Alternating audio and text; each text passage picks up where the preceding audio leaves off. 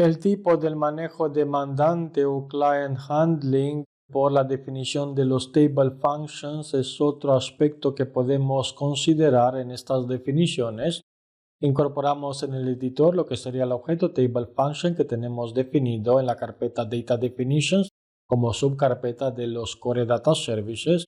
e iremos a observar en el primer elemento que proyectamos en la estructura del retorno el mandante o el nombre client en este caso. A nivel del método de implementación también se observa desde la capa de persistencia en el SQL script que tenemos también la selección sobre lo que es el cliente. También es posible indicar en la parte de la cabecera de esta definición del table function que iremos a tener un client handling o el tipo del client handling de lo que sería no heredado, porque este objeto no hereda de otro objeto, es decir, no selecciona los datos de otro objeto, por eso no sería posible una herencia. Y tenemos lo que es el client dependent. Dependemos del mandante y el mandante también se debería de vincular, en este caso como parámetro. Lo podemos agregar con el pClient, este parámetro, con lo que sería el aba.clnt. Y después le agregamos primero la separación de la coma y le vinculamos el valor con environment para tener lo que es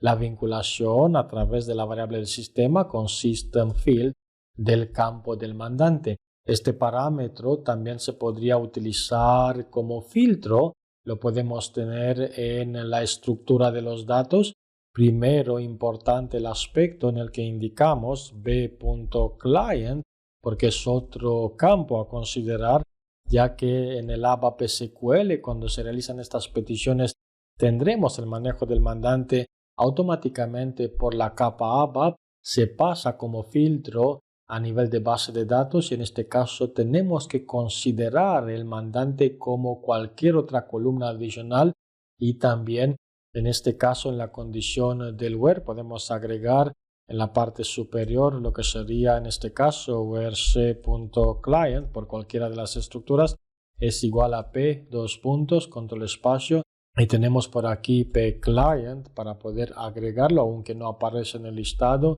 y con AND lo podemos tener disponible. En cuanto activamos primero este cambio, lo dejamos activo en la definición del table function y después al volver por aquí iremos a intentar con la activación y observamos que ya se filtra la información devolviendo los datos del mandante de conexión, dato que se va a inyectar por la variable environment system field client.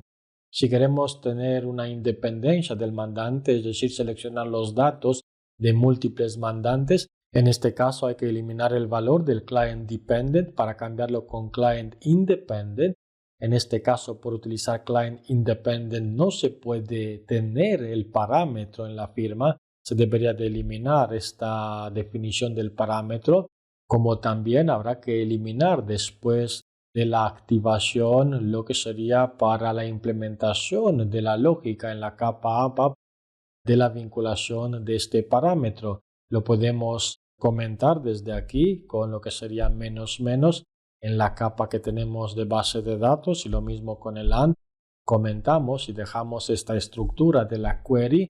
donde se consideran como comentarios los elementos que tienen que ver después de los caracteres del menos. De esta manera seleccionamos los datos de todos los mandantes con la vinculación evidentemente del filtro en el on. Seleccionamos por el campo del mandante en el inner join y por el customer ID, del modo que si fuéramos a tener datos en múltiples mandantes por la condición también del customer ID del inner join, aquí en la query con F8 y con la vinculación del parámetro por el tipo del país, se devolvían los datos teniendo en cuenta también el mandante. El mandante no se muestra con un valor diferente por este servidor. Primero, que no existen datos en otro mandante y segundo, que estamos en una cuenta ABAP donde el acceso estaría solo para este mandante.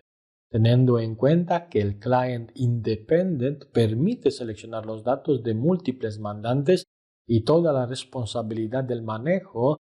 del mandante estaría en los hombros del programador que debería de implementar correctamente la lógica en la función AMDP dentro del SQL Script nativo.